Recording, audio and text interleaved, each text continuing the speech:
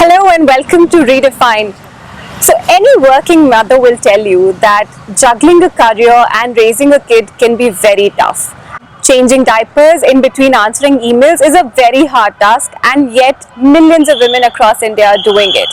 To make things harder, what if you decide to start your own business when you have a 2-month-old at home?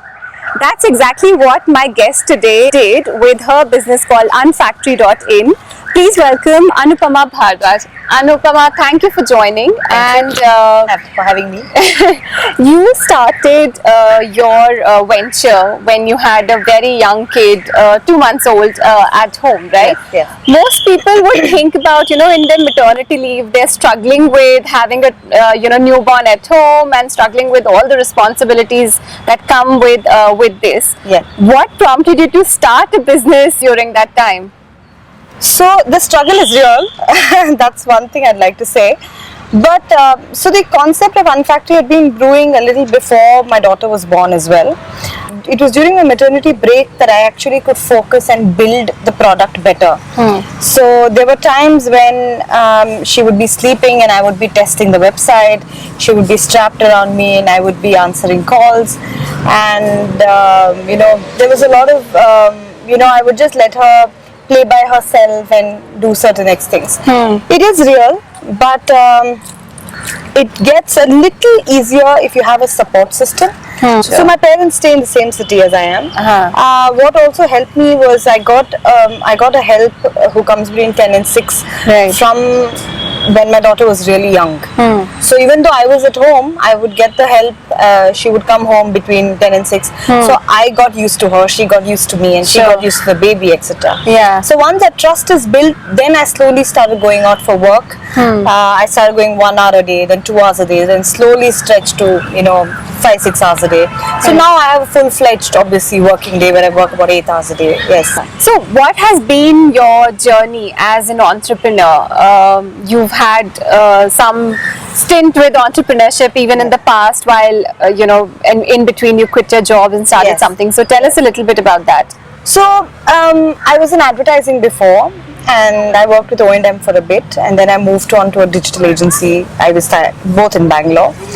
It was then that I thought I want to do something related to tourism in the city. So I spent a year on it, and since it did not move where I thought it should move, so then that's when I took up a job and I came back to corporate and I worked with a renowned retail chain. And then a year and a half later is when Unfactory happened. Okay. Yeah.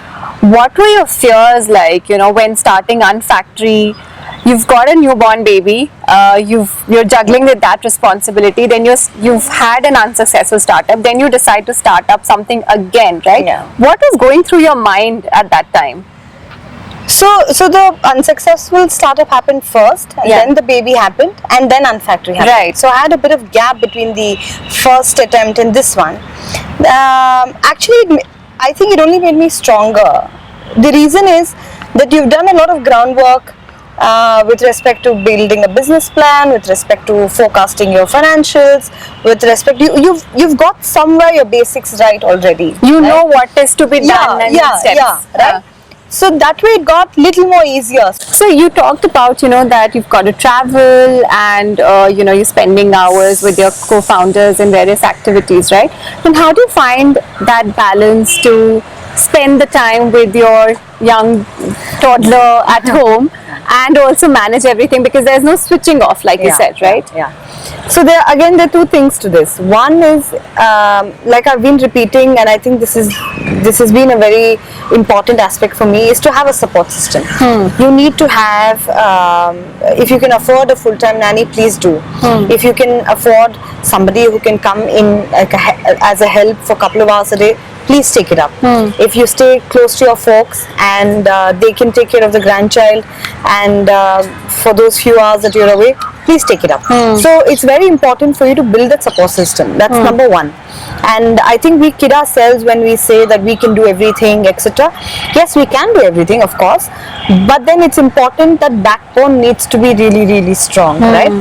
So my daughter, when she was much younger, she used to spend time at my parents' house when I was traveling, or now she says, "Mama, have a good time, work hard." But the transition takes time, right? Yeah. And now, or my husband would spend those 2 to 3 days with her at home. So you need to make these things. You need to make these accommodations, and that's the only way to work around it. So Anupama, did you ever face any flack from family or relatives, or ever feel guilty yourself about leaving your daughter at home? Yes and no. Yes, because we always have relatives, friends who come up and say, what is the need to go out? What is the need to go out and work when you have just a small baby at home? You can do it in a couple of years. Or they'll say, "Kyun karna hai ye sab?" But no, because I think my immediate family and my husband and my first circle of friends were extremely supportive in this. And there's also this thing of being guilty, right? And I don't think anybody should feel guilty at all, because you just can't keep bouncing between work and home or child and work, and that's it. You need to carve time out for yourself. And that me time is extremely important, to spend time on doing what you really like, other than these two, because it does get overwhelming, and I will reiterate it 100 times that there's absolutely no need to feel guilty to spend some me time. That's what I feel charges you up, and you come back to wanting to spend more time at work, wanting to spend more time with the child, only if you've got some separation and you've got some time to feel, introspect, or just spend time with yourself also. I think that's important. It's absolutely important. Yes. And do you ever feel that there is a compromise anywhere? I don't think so. Also, I think this compromise is a very it's not a great word or a concept to use, because I mean a compromise between being a mom and being a businesswoman. I know what you mean, but I like these people have asked me this as well, saying, "Hey, don't you feel you're compromising on your child's upbringing because you're focusing on work?" Or some people would come and say, "But because they assume that because I'm a mother, I'm going to compromise on my time at work." But it's not really the time that you spend at work or with your child, right? It's the quality of time that you spend at work or at home. Tell me any 3 things that inspire you. So I think people inspire me because I speak to a lot of artists on a daily basis. Their passion, their commitment to the cause that they're chasing, the cause that they believe in, is extremely inspiring, and it's very contagious as well. So I draw my inspiration from a lot of the artists, and I think you meet people every now and then. It could be your ex-bosses, it could be your friends, it could be a mentor who give you that surge of motivation and inspiration. So I feel that I draw most of my inspiration from people around me. Okay. Well, on that very inspiring note, thank you so much for coming on Redefine and sharing your story and your journey. I'm sure that there'll be so many women who will be inspired by your journey, many momtrepreneurs who might be inspired to kind of take the jump which they might be thinking of maybe worried about. So I'm very glad you could take out the time to come on this. Thank you so much for having me, and it is so lovely to speak to and so think of so many things that I hadn't thought of, but it's very nice. Thank you so much, Divya, and here's wishing you the best. Thank you.